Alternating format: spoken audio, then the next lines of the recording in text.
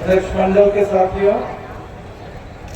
मंच पर मौजूद पार्टी के वरिष्ठ नेता कांग्रेस प्रदेश भ्रष्टाचार, कांग्रेस रामजी राय, राज्य सचिव कुणाल जी, हमारे पॉलिट ब्यूरो के केंद्रीय कमेटी के तमाम साथीगण, तमाम विधायक और पिछले 11 दिन से पूरे बिहार के कोने कोने में जो पदयात्रा चल रही थी, इस पदयात्रा में शामिल रहे, इस पदयात्रा के पूरे मुहिम में साथ रहे सभी साथियों को मेरा इंतजार करो।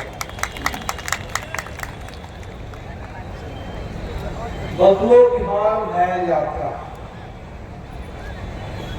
उसी के साथ हम लोगों ने यात्रा शुरू की और जो हमने देखा नवादा से पटना आते हुए, इस समय बिहार की सरकार पूरी तरह से जनता से अलग थलग,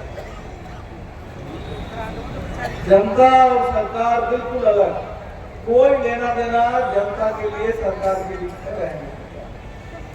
और ये सिर्फ यात्रा की बात नहीं है, हमने उस दिन तो इसको बहुत शिद्दत से महसूस किया जब कोसी का तटबंध टूटा हुआ था। हम लोग दरभंगा के इलाके में बाढ़ प्रभावित इलाकों का दौरा कर रहे थे और उस समय पटना में जनता दल यू की बैठक हो रही थी नीतीश जी के नेतृत्व में, और वहां मंथन चल रहा था कि 2025 के विधानसभा चुनाव में नीतीश जी को फिर कैसे मुख्यमंत्री बनाया जाए और 243 में 225 सीट कैसे जीता जाएगा, उसके लिए रणनीति बन गई। और पूरा उत्तर बिहार बाढ़ में डूबा हुआ था, पूरे बिहार में लोग भूमि सर्वे को लेकर परेशान, स्मार्ट मीटर को लेकर परेशान, सरकार का इससे कोई लेना देना। तो बिहार अब ऐसे एक मोड़ पर पहुंच गया है जहां सरकार वो अपने में ही मस्त है, सत्ता के घमंड में चूर है, मस्त है। आप कहेंगे कि स्मार्ट मीटर से परेशान है, वो आपको समझाएंगे कि स्मार्ट मीटर से आप स्मार्ट बनेंगे। बिहार को स्मार्ट बनाने का तरीका है कि बिहार के घर घर में स्मार्ट मीटर देकर के लूट निकल लगा, हर बात पे आपसे झूठ बोलना, आपके किसी सवाल का कोई जवाब ना देना, किसी से कोई बात नहीं करना।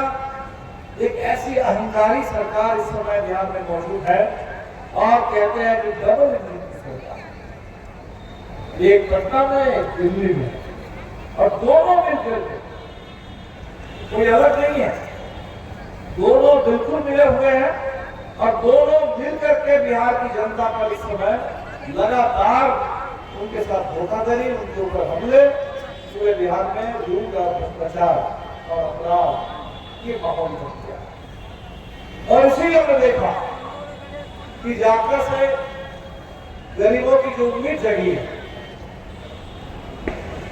कि कम से कम गरीबों की बात सुनने के लिए कोई आ रहा है, गरीबों के एजेंडे पर बात हो रही है।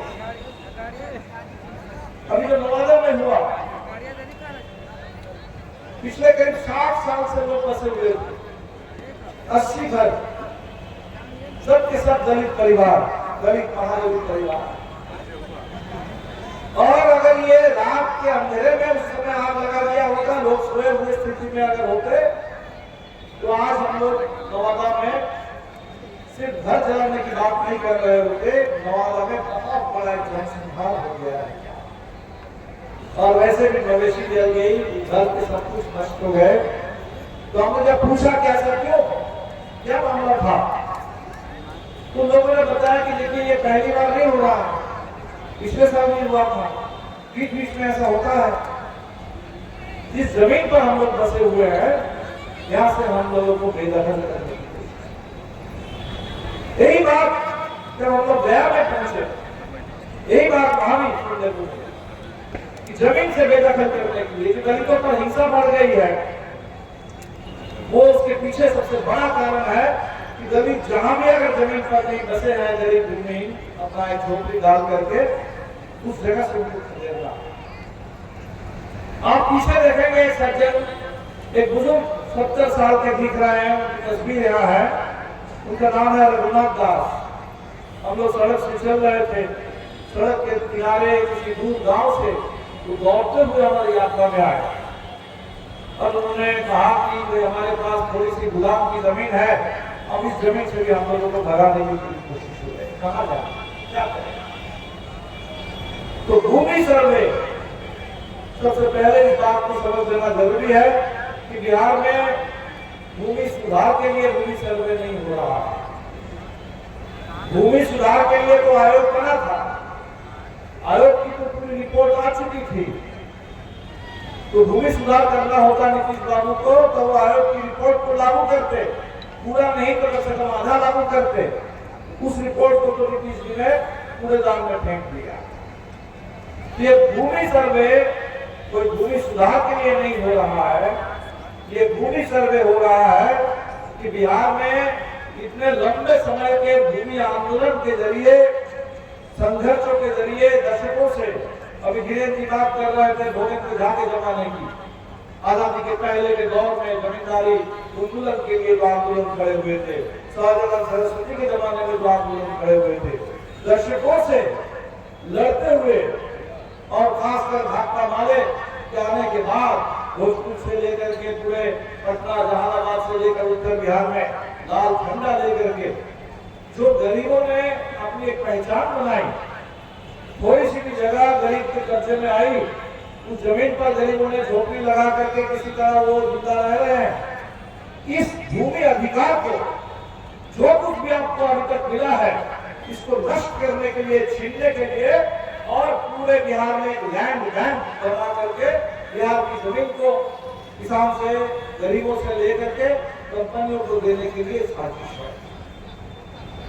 जो किसानों के साथ साजिश थी वो भी यही कि खेती बर्बाद कर दो, किसान से जमीन ले लो। किसानों ने साजिश को पहचाना और वो 3 कानून के खिलाफ किसान जम के लड़े।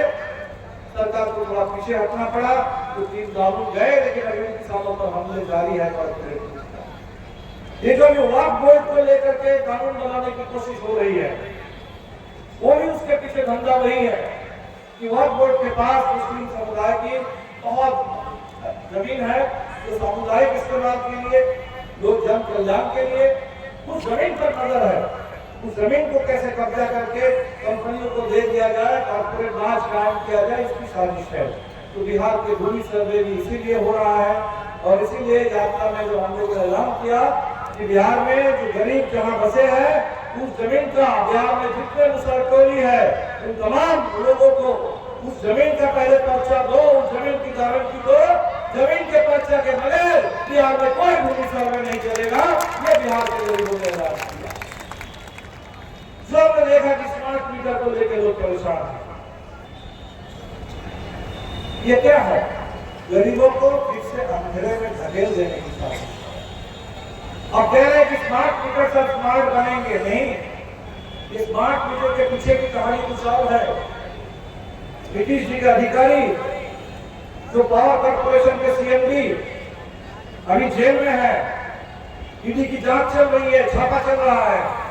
ये स्मार्ट मीटर की कंपनियों के साथ उनका लेन देन है, ये भ्रष्टाचार का मुद्दा है, और भ्रष्टाचार के जरिए तय किया गया कि बिहार पर स्मार्ट मीटर खोल दिया जाए।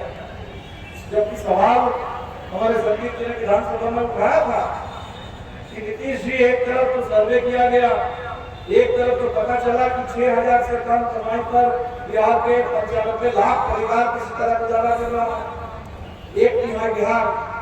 तो ये 6000 से नीचे की आमदनी वाले जो लोग हैं, उनके ऊपर अब डबल इंजन सरकार का ये डबल हमला है। मोदी जी गैस सिलेंडर लाद रहे हैं 1000 रुपए के, और नीतीश जी 1000 रुपए का बिजली बिल ठोक रहे हैं। तो 1000 रुपए गैस में और बिजली में अगर चले जाए, ये 6000 वाले लोग खाएंगे क्या, जाएंगे कहाँ? और इसीलिए हम लोगों ने मांग उठाई कि बिहार के गरीबों को भी पंजाब के तर्ज पर, दिल्ली के तर्ज पर 200 यूनिट बिजली बिहार के गरीबों को फ्री में देना होगा। बिहार के किसानों को भी 200 यूनिट बिजली फ्री में देना होगा।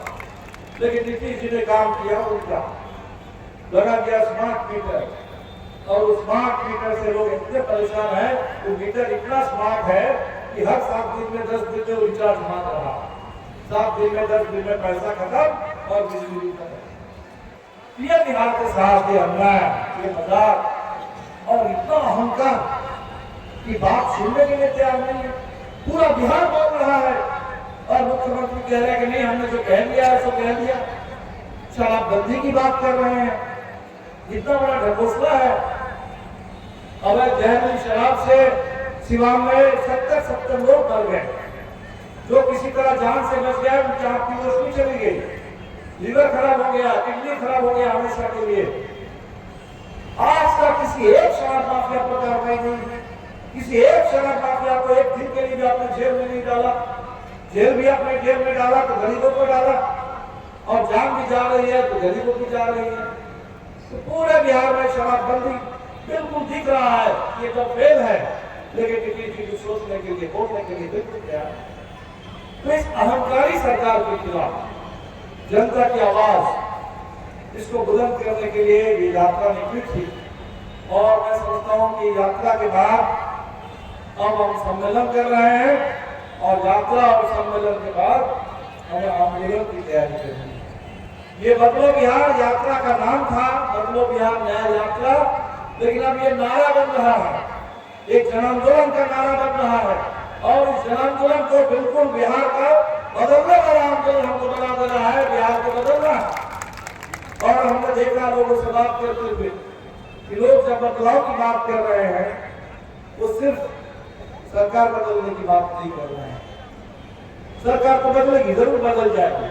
बीती 20 साल से है सरकार तो अभी वेंटिलेटर पर है, और भाजपा वाले अभी बिल्कुल इस चक्कर में है कि राजा राम ठीक कह रहे थे कि जैसे उड़ीसा में हमने कर लिया नवीन पटनायक का इस्तेमाल करके, अभी नवीन पटनायक बाहर हो गए और भाजपा की सरकार बन गई। तो भाजपा का भी ये काम है, उसकी तो नीति है, फूट डालो और राज करो और इस्तेमाल करो और हड़प करो।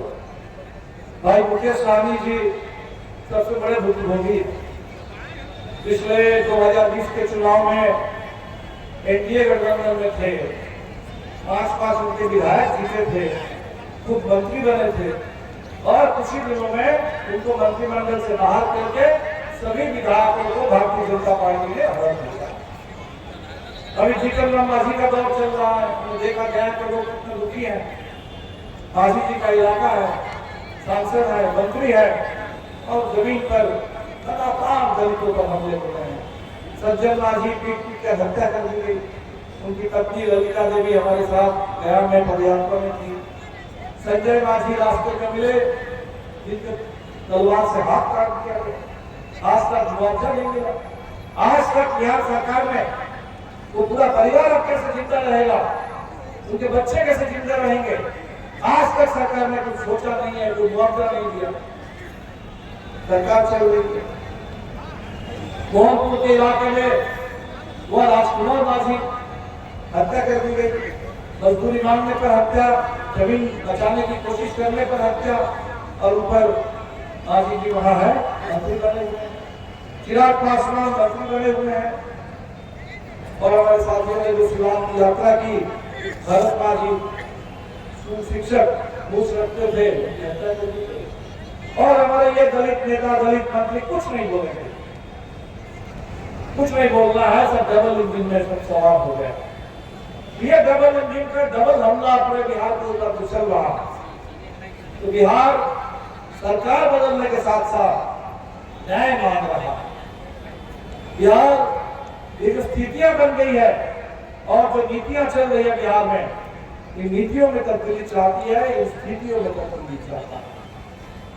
इसलिए एक बहुत बड़ा एजेंडा हमारे सामने है, और हमने देखा कि बिहार के लोग इस स्थिति के साथ समझौता नहीं कर रहे हैं, कोई नहीं कर रहा। हर कोई अभी सड़क पर है, आंदोलन में है। बिहार की महिलाएं, चाहे आप रसोईया की बात करें, आशा की बात करें, आंगनबाड़ी की बात करें, अभी हम देख रहे हैं कि जीविका बहन, सब लोग हड़ताल पे है, आंदोलन में है। और ये जीविका के ऊपर में जो हमला है, इस बात को भी समझ लीजिए। एक समय था कि नीतीश बाबू कहते थे कि जीविका बहनों ने बिहार के महिलाओं को सशक्त बनाया है, बिहार के करोड़ों महिलाओं को स्वयं सहायता समूह के साथ जोड़ा है। लेकिन आज साजिश क्या है? साजिश है कि micro finance corporation, micro finance की जो कंपनियां हैं, जो पूरे देश में जिसका दबदबा है, जो पूरे लूट का तंत्र बन गया है, तो नीतीश बाबू चाहते हैं कि ये स्वयं सहायता समूह खत्म हो जाए, ये जीविका मिशन का काम खत्म हो जाए, जहाँ भी लोगों को थोड़ी राहत मिलती थी बंद हो जाए और बिहार की महिलाएं वो माइक्रो फाइनेंस के हवाले हो जाए, वो सारे माइक्रो फाइनेंस की लूट आपके ऊपर बढ़ जाए। इसके लिए सरकार ये साजिश कर रही है। तो हमें इन मुद्दों को लेकर के आंदोलन में अब जाना है और इसी आंदोलन से ही बिहार बदलेगा। और बिहार के साथ जो अन्याय हो रहा है, एक तो बिहार के अंदर गरीबों के साथ अन्याय है, छात्र नौजवानों के साथ अन्याय है, दलितों के साथ अन्याय है, महिलाओं के साथ अन्याय है और पूरे बिहार के साथ भी अन्याय है। पूरे बिहार के साथ दिल्ली की सरकार, और दिल्ली की सरकार में नीतीश जी मिल गए। पहले कहते थे कि बिहार के विकास के लिए विशेष राज्य का दर्जा चाहिए। ये मांग सबसे पहले भाकपा वाले ने उठाई थी। जब झारखंड अलग हुआ बिहार से, तो बहुत बड़ा प्रदर्शन हम लोगों ने किया दिल्ली में, संसद के बाहर, कि बिहार से जब झारखंड को आपने अलग किया, झारखंड वालों की पुरानी मांग थी, उनका हक बनता है, लेकिन बिहार को भी मुआवजा चाहिए। बिहार के सारे खदान, सब बड़े बड़े कल कारखाने सब चले गए झारखंड में, तो बिहार एक बहुत गरीब राज्य है और दूसरा राज्य है, तो बिहार को एक विशेष राज्य का दर्जा मिलना चाहिए। नीतीश जी ने भी कहना शुरू किया, बिहार को विशेष राज्य का दर्जा चाहिए, अच्छी बात। अब आकर के कह रहे हैं कि विशेष राज्य का दर्जा बिहार को नहीं मिल सकता। क्यों नहीं मिल सकता? क्योंकि विशेष राज्य का दर्जा सिर्फ पहाड़ी राज्यों को मिलता है। जो हिमालय के गोद में जो राज्य है, वहां उन राज्यों को ही सिर्फ मिलता है। तो क्या नीतीश बाबू आपको पता नहीं था कि हिमालय नेपाल में है, बिहार में नहीं है? तो विशेष राज्य की मांग आप क्यों उठा रहे थे? विशेष राज्य के लिए ऐसा कोई नियम नहीं है। विशेष राज्य विशेष स्थिति के लिए है और ये विशेष राज्य का दर्जा जो हमने कहा, ये बिहार के लिए बिल्कुल हक बनता है। लेकिन आप नीतीश बाबू कह रहे हैं कि विशेष राज्य नहीं, विशेष पैकेज से ही बात बन जाएगी। और विशेष पैकेज क्या मिला? बजट में जो विशेष पैकेज की घोषणा हुई, तो हल्ला किया गया कि विशेष पैकेज आ गया, मिल गया। इसमें क्या था? हवाई अड्डा बनेगा। हवाई अड्डा है, एक आध और बन जाए, किसी की कोई आपत्ति नहीं। हम लोग तो गए थे पूर्णिया में, पूर्णिया के लोग वर्षों से इंतजार कर रहे हैं कि पूर्णिया वाला हवाई अड्डा कब बनेगा। तो पूर्णिया में बने, दरभंगा में बना है, गया में है, पटना में है, कुछ और बन जाए, कोई दिक्कत नहीं है। और हवाई अड्डे का भी समझ लीजिए, हवाई अड्डे आजकल सरकार तो बनाती है, सरकार के पास जो पैसे हैं वो हमारे आपके गाड़ी कमाई के पैसे हैं। हम लोगों से तो टैक्स लेकर के सरकार का पूरा लास्ट पोस्ट इनकम बनता है। हमारे पैसे से जो हवाई अड्डे बनते हैं, बन जाने के बाद एक एक करके सभी हवाई अड्डों को अदानी को दे दिया जाए। तो अगर बिहार में 2 हवाई अड्डे बन जाएंगे नए, तो आज तो लगेगा कि हाँ बिहार के लिए बना है, लेकिन कल वो अदानी का हो जाएगा। इससे तो बिहार में क्या विकास होगा?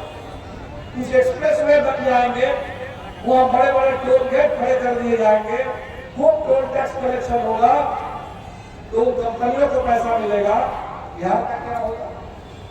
बिहार से जो पलायन हो रहा है, उस पलायन पर कैसे रोक लगेगी? हम लोग गया में थे, वजीरगंज में सभा कर रहे थे शाम के वक्त, और हमारे साथी रामनिजर की बात कर रहे थे लोगों से, और सभा के बाद उन्होंने मुझे बताया कि भाई यहाँ हमें पता चला कि ये छोटा सा कस्बा वजीरगंज, हर रोज वहां से 5 बस जा रही है कलकत्ता, 2 बस खुल रही है सिलीगुड़ी के लिए, 1 बस खुल रही है दिल्ली के लिए। कौन जा रहे हैं? अचानक वजीरगंज से कलकत्ता कौन जा रहे हैं? सिलीगुड़ी कौन जा रहे हैं? सारे के सारे लोग तो पलायन कर रहे हैं। यहाँ काम नहीं है, काम करने के लिए कलकत्ता जा रहे हैं, काम करने के लिए घूमने के लिए सिलीगुड़ी जा रहे हैं, उसके लिए दिल्ली जा रहे हैं। तो बिहार से इस पलायन कैसे रुकेगा? रोजगार कैसे लोगों को मिलेगा? क्या विशेष पैकेज में कोई बात है? बिल्कुल कुछ नहीं। ये जो 2-2 लाख देने का आपने वादा किया था 95 लाख परिवार तो नीतीश जी ने सोच लिया। अंग्रेजी में कहते हैं कि public memory is very short, लोगों की याददाश्त बहुत कम है, लोग भूल जाते हैं। मोदी जी किसी पर भरोसा करते हैं कि हम बोलते चले जाएंगे, लोग भूलते चले जाएंगे, लोग भूल जाएंगे और फिर हम नया नया झूठा लोगों के बीच में फेंकते रहेंगे। तो नीतीश जी ने यही सोच लिया कि हमने कह दिया विधानसभा में बात खत्म। लेकिन नीतीश जी हमने देखा इस यात्रा में कि बिहार के गरीब भूले नहीं है। आपकी एक एक बार आपने एक एक जो वादा किया है सरकार से, लोगों को एक एक वादा याद है और इसीलिए हमने जो हक को वादा निभाया रिजल्ट छेड़ा। हमने देखा इस यात्रा से पहले बिहार के लाखों गरीबों ने प्रदर्शन किया हर प्रखंड में कि हमें वो हक चाहिए, वो वादा जो आपने किया था वो वादा निभाना पड़ेगा। तो 2 लाख रुपए हम ले करके रहेंगे। अभी पैसा मिलना शुरू नहीं हुआ, कुछ प्रमाण पत्र आए के बनने लगे। साजिश थी कि आय प्रमाण पत्र ही 1-1 लाख का बना हुआ, 1-1 लाख का आय प्रमाण पत्र बनेगा तो वो वैसे छट जाएंगे लोग, क्योंकि हमने तो कहा है कि 6,000 से कम वालों को मिलेगा। तो 6,000 से कम का मतलब सालाना 72,000 होता है। तो 1 लाख जिसका आय प्रमाण पत्र होगा वो तो इसके हकदार होंगे ही नहीं 2 लाख रुपए के लिए। लेकिन आप लोगों ने लड़ करके प्रशासन को बाध्य किया और कुछ जगह धीरे धीरे 60,000, 50,000, 70,000 के आय प्रमाण पत्र बनने लगे हैं। लेकिन अभी पैसा मिलना शुरू नहीं हुआ और वो पूरा पैसा होना चाहिए। वो 2-2 लाख रुपए का जो आपने कहा है नीतीश जी, उसका पाई हिसाब करके बिहार के गरीब आपसे ले लेंगे और इसके लिए ये अपना नीति थी। ये सारे सवाल बिहार को आगे बढ़ाने के लिए, बदलने के लिए। और आपने देखा कि जब हमारी यात्रा चल रही है बदलाव के सवाल पर, न्याय के सवाल पर, बिहार के गरीबों के सवाल पर, अपने हक के सवाल पर, उस समय भारतीय जनता पार्टी के लोग यात्रा निकाले हैं। बिहार के बच्चे स्कूल की बात कर रहे हैं। आप देखेंगे यात्रा में 8वीं के बच्चे, 9वीं के छात्राएं सब शामिल हो गए, आकर के बात कर रहे हैं कि हमारे स्कूल की स्थिति बहुत खराब है, सरकारी स्कूल की स्थिति बहुत खराब है। बिहार को और बहुत सारे सरकारी स्कूल चाहिए, सरकारी स्कूल में बेहतर शिक्षा चाहिए, बिहार को सरकारी अस्पताल चाहिए, गांव के प्राइमरी हेल्थ सेंटर में वहां बेहतर इंतजाम चाहिए। और जब बच्चे स्कूल की बात कर रहे हैं तो गिरिराज सिंह त्रिशूल की बात, स्कूल के बाद एजेंडा को हटाने के लिए त्रिशूल वाला एजेंडा खोल रहे हैं। पूरे सीमांचल के इलाके में जाके कह रहे हैं कि बांग्लादेशी को कहा जाए। बिहार में बांग्लादेशी कहां से आ जाएंगे? भारत और बांग्लादेश के बीच में क्या कोई सीमा नहीं है? और अगर सीमा है वहां क्या बॉर्डर सिक्योरिटी फोर्स नहीं है? सीमा की सुरक्षा का काम किसका है? सीमा सुरक्षा की गारंटी करने का काम दिल्ली सरकार का है, केंद्र सरकार का है। केंद्र में सरकार आपकी है, तो अगर भारत की सीमा पार करके दुनिया के किसी भी कोने से गैर कानूनी ढंग से अगर कोई घुस रहा है तो सबसे पहले उसका जवाब तो नरेंद्र मोदी को देना चाहिए, उसका जवाब तो अमित शाह को देना चाहिए। और आप आकर के यहाँ हिंदू मुस्लिम करके बांग्लादेशी कह करके लोगों को बांट रहे हैं, बर्बाद कर रहे हैं। तो ये बिहार को बिगाड़ने की कोशिश है, माहौल को खराब करने की कोशिश है, बर्बाद करने की साजिश है। हमने देखा कि यात्रा में लोग इस सवाल पर भी बहुत जागरूक थे और लोगों ने कहा कि इस एजेंडा को हम बिहार में चलने नहीं देंगे। ये भारतीय जनता पार्टी बौखलाहट में हिमाचल में लोकसभा की सीटें हार गए, पूर्णिया हार गए, कटिहार हार गए, किशनगंज हार गए, पूरे दक्षिण बिहार में चुनाव हार गए बहुत सारी जगह। और उनको खतरा लग रहा है कि भाई 25 के चुनाव में क्या होगा। तो एक तरफ डरे हुए लोग हैं और बौखलाहट में पूरे बिहार में अनाप शनाप बोलने का काम और गरीबों को गुमराह करना, उनकी एकता को तोड़ने का। इस यात्रा में एक गरीबों के बीच में, मेहनत कशों के बीच में एक बहुत बड़ी एकता निर्माण करने का सूत्र हमने दिया। हमने जो कोशिश की कि हम सब लोग पीड़ित हैं, हम सब लोग पीड़ित हैं, हम सब लोग अपनी अपनी पीड़ा समझते हैं। कोई कोशिश हम लोगों को करनी चाहिए कि हम दूसरों की पीड़ा भी समझें, एक दूसरे की पीड़ा हम समझ लेंगे। जैसे हमने देखा कि स्किल वर्कर्स हमारी बहनें हैं, तो जो आशा बहनें हैं उनकी शिकायत है कि भाई 2,500 रुपये का हमारे साथ करार हुआ था, उसको लागू नहीं किया गया। सरकार जैसे नीतीश बाबू भाजपा की तरफ चले गए तो संसदीय करने निकल गए। वो अपने 2,500 रुपये की मांग को लेकर के प्रदर्शन कर रही है। बिल्कुल करना चाहिए, मजबूती के साथ लड़ना चाहिए। लेकिन जो साथ ही साथ वो रसोईया बहने जिनको सिर्फ 1650 मिलता है, वो जो लड़ाई लड़ रही है, उस लड़ाई में भी हमें साथ साथ चलना चाहिए। जीविका दीदियों के साथ भी साथ साथ मिलकर चलना चाहिए। तो तमाम लड़ाइयों को एक जगह पर लाना, जितने भी लड़ाई शिक्षा के लिए, रोजगार के लिए, पूरे बिहार में अमन चैन रहे, ये जो भारतीय जनता पार्टी की पूरी साजिश है, दलितों पर हमला करो और अल्पसंख्यक समुदाय के ऊपर हमला करो, ये जो हिंसा के जरिए पूरे हमारी एकता को, समाज के ताना मारा, उसको नष्ट कर देना चाहते हैं, तो इसके लिए बहुत एकता जरूरी है।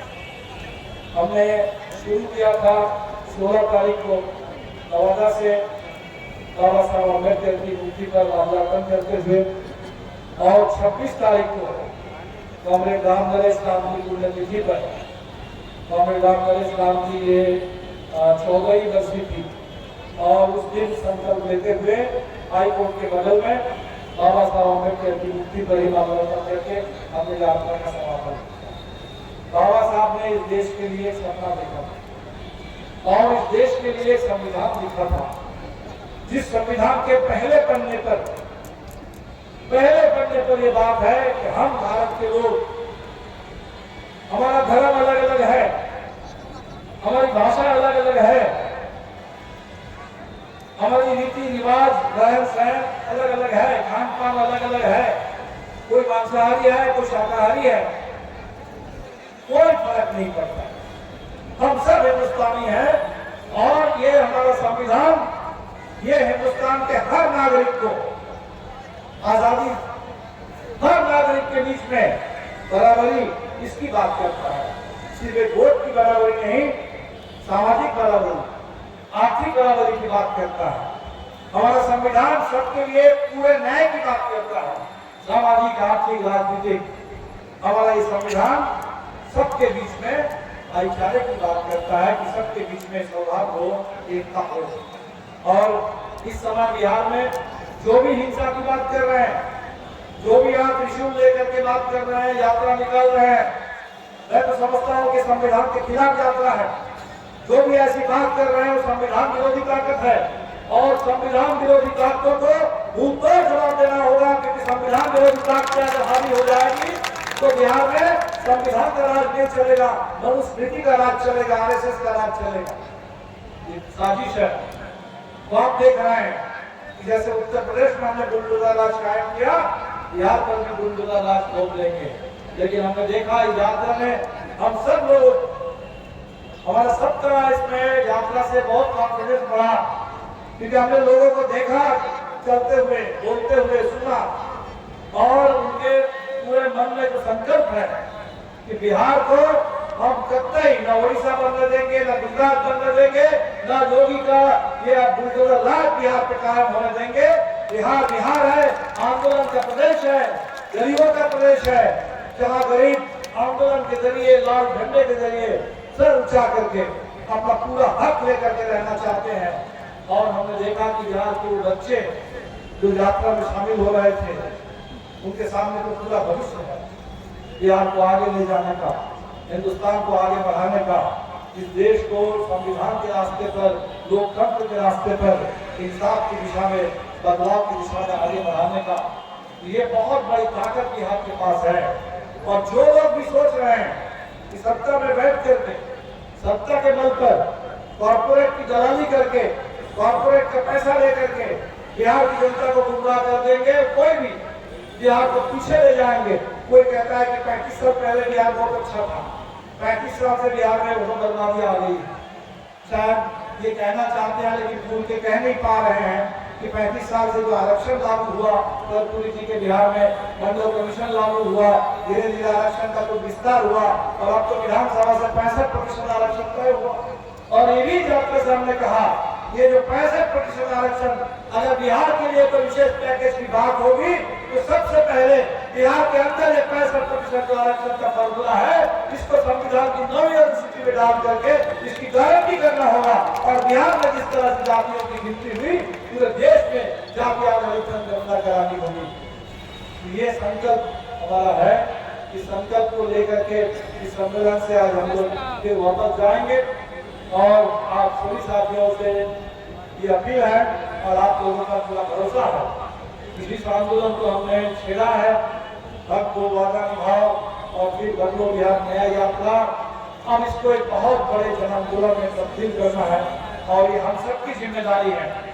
जितना बड़ा समर्थन मिला इस यात्रा में, जितनी बड़ी उम्मीद जगी है लोगों की कि भाजपा वाले बिहार के गरीब, बिहार के मेहनतकश, बिहार के तमाम जो तरक्की पसंद लोग हैं, इंसाफ पसंद लोग हैं, उनकी आवाज को बिल्कुल बिहार में खामोश नहीं होने देगा और इस आवाज को और मजबूती के साथ बुलंद करेगा भाजपा वाले। ये जो उम्मीद है, ये जो भरोसा है हमारी पार्टी के ऊपर, हमें बिल्कुल इस भरोसे पर खड़ा उतरना है और पूरी पार्टी को इसके लिए जम के, जो लोगों का मोहब्बत है आपके साथ, तो उसके लिए मेहनत, मोहब्बत और मेहनत ये दोनों मिल जाए और जनता की पूरी ताकत अगर एकजुट हो जाए तो निश्चित तौर पर तो हम बिहार को बदलने की क्षमता रखते हैं और बिहार बदलेगा, देश, इस देश में भी आगे बदलेगा। हमें इस रास्ते में बढ़ना है। आप तमाम साथियों को पद यात्राओं के लिए साथियों ने बहुत कम समय की तैयारी में हम लोगों ने किया था, लेकिन जिस तरह से आपने इसको सफल बनाया, इतनी साथियों ने मेहनत की और बिहार की जनता का जो अपार समर्थन मिला, अपने साथियों को भी निश्चित तौर पर मैं इसके लिए सलाम दूंगा और बिहार की जनता का बहुत बहुत आभार। जो आशीर्वाद मिला, साथ मिला, बहुत बहुत शुक्रिया। हम सब लोग मिलकर लड़ेंगे, ये आपको जरूर बदलेंगे।